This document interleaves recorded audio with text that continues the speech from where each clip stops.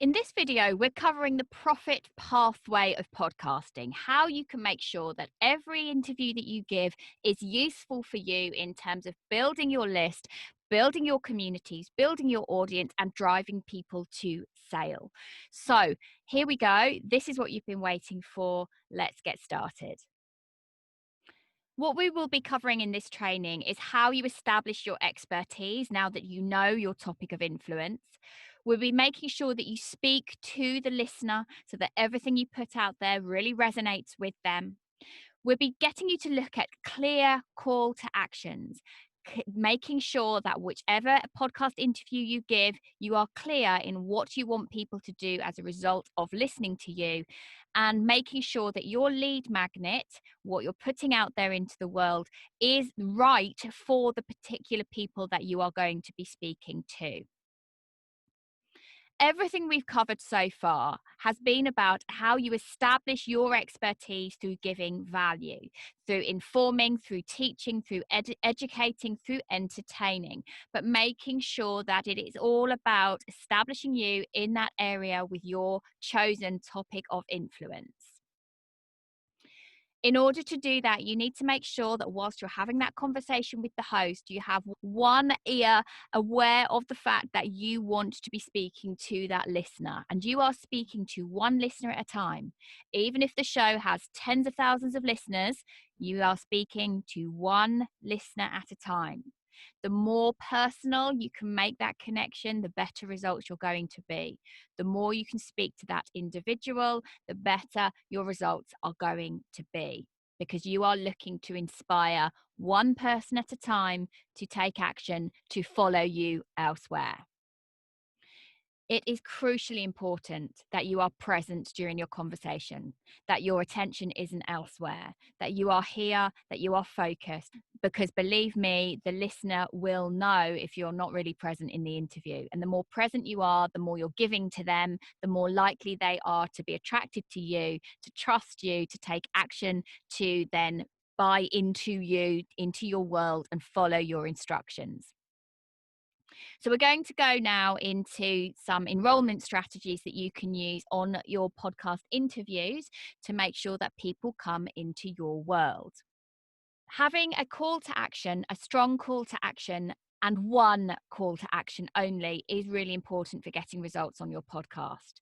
So this might be that you are directing someone to a lead magnet, a freebie, an opt-in, a PDF, a download. One call to action is going to get you a better result than directing people to your website, to your social media, to your podcast. So whatever call to action you have, I only want you to deliver one. Now, that call to action, that freebie that you create, has to fit and match your topic of influence and be relevant and pertinent to the topic that you have discussed on the podcast, and is something that the listener wants and needs, which is why it was highly important to work out which shows you want to be on in the first place and what conversation you want to be part of.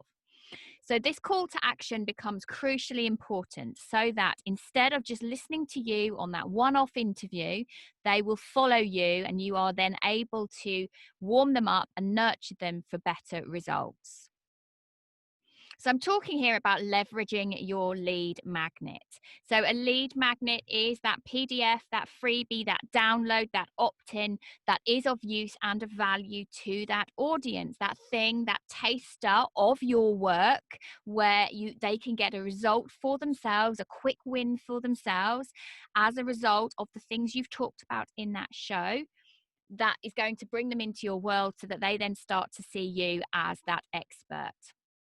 Whatever you do with mentioning a call to action, you want to make sure that whatever you say out loud is a web link that is memorable, a URL that is easy to say and easy to recall. And I would highly recommend that you consider using Bitly or Pretty Links. And I'm just going to show you what that looks like. So this is my Bitly account here, and a standard Bitly would look something like this: bit.ly. And let's say, for example, I had a really long web address. So I'll just show you this one just to give you an idea. So this would be the long URL for a particular program. And if I create that bit.ly, it would then become this, and I can change the back half of it. So let's say I wanted it to just be, I wanted to say out loud bit.ly or bit.ly/podcast mastery, then it would take people to that particular link. Now the bit.ly is actually free if you wanted to do that. So all I would need to mention is bit.ly/podcast mastery. That's what I would say out loud in the episode. I actually also pay for a private bit.ly link. So I have annapn.co. So I could create one that was annapn.co/podcast mastery. So someone is much more likely to remember that than a long, complicated URL. If you're using something like ClickFunnels, again, this can make it really short and to the point. Another option to consider is a company called Pretty Links. Again, you can make your link unique to you. You can make it exactly what you want and make it incredibly memorable. And what's good about this is that if you ever need to change the landing page that it goes to, you can keep the same link. So you know that if you are going on a podcast and that podcast is maybe 3 or 4 years old now, that link is still going to be relevant even if you need to make changes to that sales page.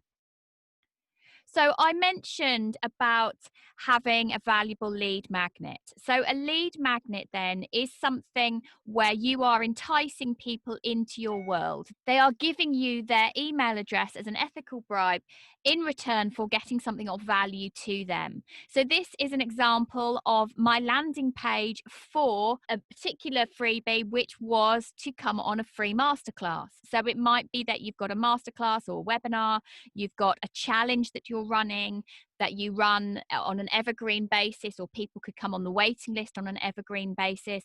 It might be that you have a free download that you're getting people to opt into.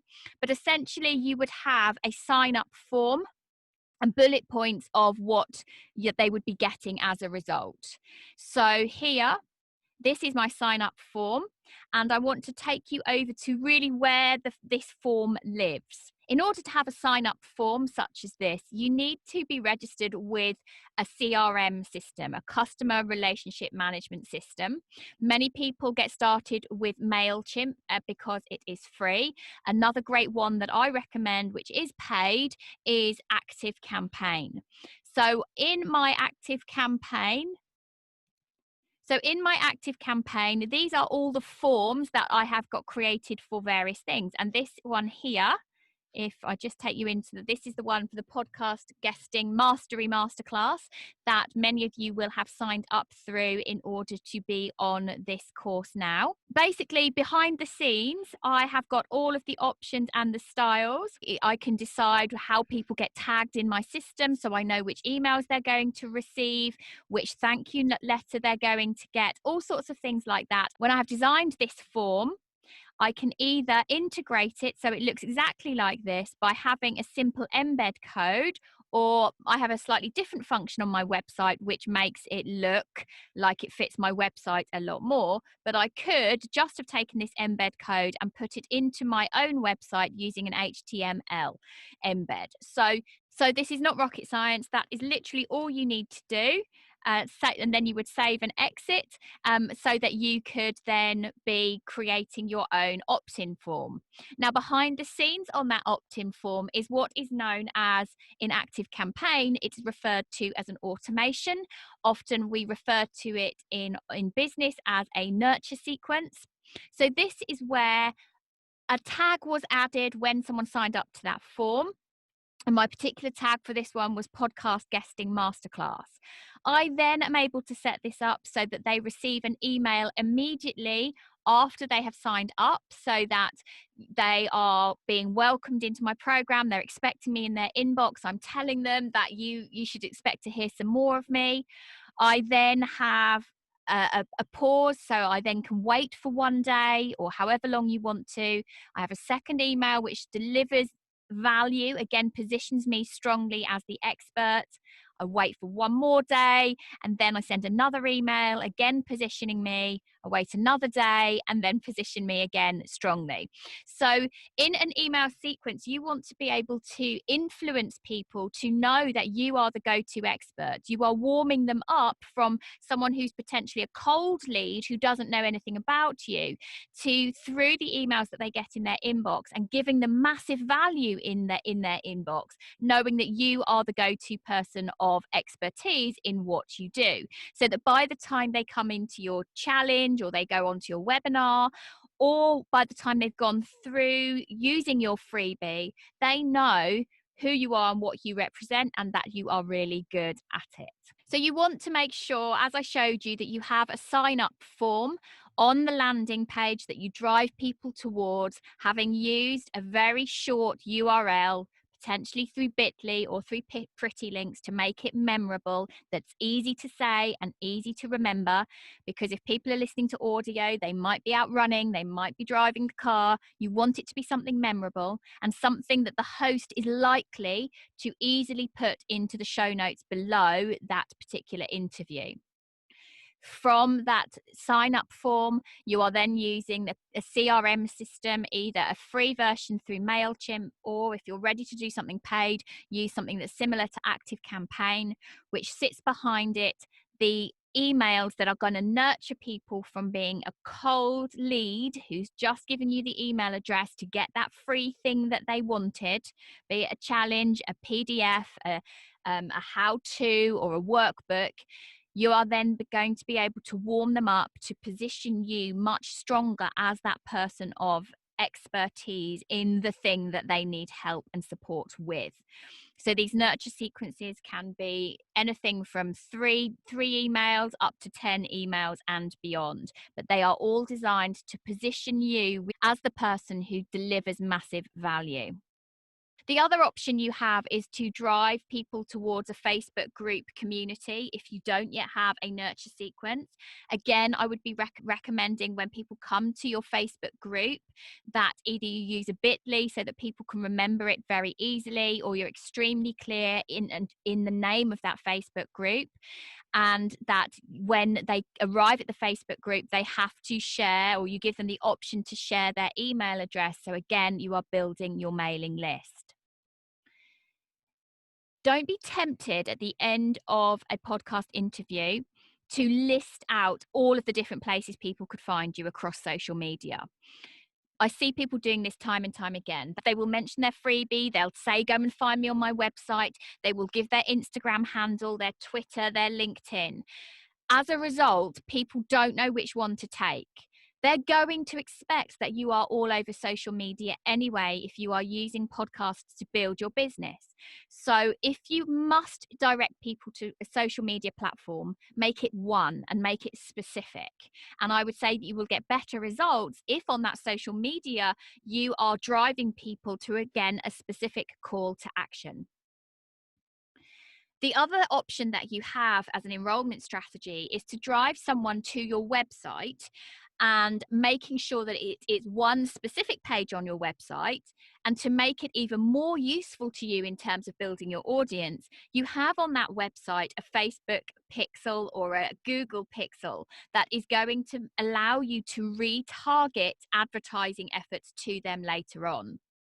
So if you have a pixel code embedded in the header of your website on the particular page you send people to, you are going to be able to reach them time and time again with your offers, should you later on decide to use Facebook ads. The other thing that you can mention is that you have discovery calls, and you could have a sign up form for that, an inquiry form for that, as a result of listening to the show, and that's what you mention.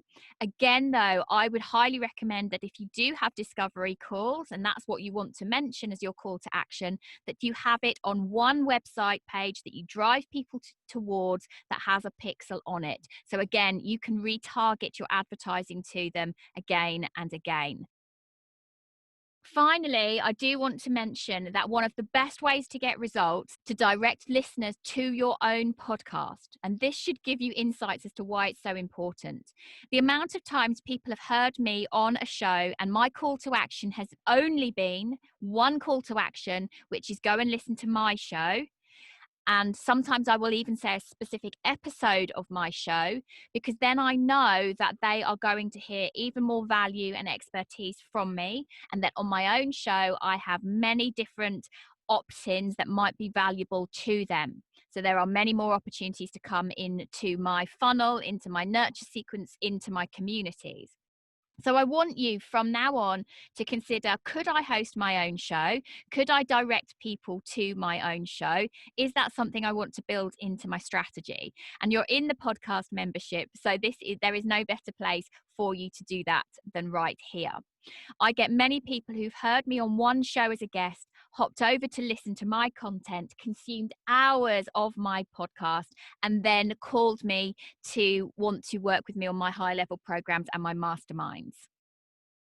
If you are going to be directing people to your show, I would recommend that you are cautious of several things. One, that you are extremely clear and that you repeat the name of your show so that they can't miss it. I would also recommend in the show notes, ask that the host use a pod follow link, which you will have to give them. I will show you pod follow in a moment. What's great about Podfollow is that you can choose, if they are on an Apple phone, it directs them immediately to iTunes. If they're on an Android phone, it directs them immediately to whichever you choose, be it Google or Spotify. If they are clicking that link as a result of being on a laptop or a computer, it will take them directly to your website. So you are able to direct a little bit further as to where people go. The other thing I would mention is that if you wanted to direct them to your show, you could actually send them to the show on your website rather than iTunes or Spotify, because again, you have that option to have pixels in the header of your website, which are hidden, which allows you to retarget them, to bring them into your funnel and into your nurture sequence at a later date. This is the site that I mentioned. It's called Podfollow. Now, this is obviously my Podfollow account for Entrepreneurs Get Visible. And you can see that I've been able to select that if someone is on an Apple device, that they go directly to Apple Podcasts. I do get choices around where they go. I direct Android phones to Spotify because, again, it's the most popular platform and I want the biggest results and biggest numbers there. And again, I can direct people to specific pages on my website, which has a pixel code.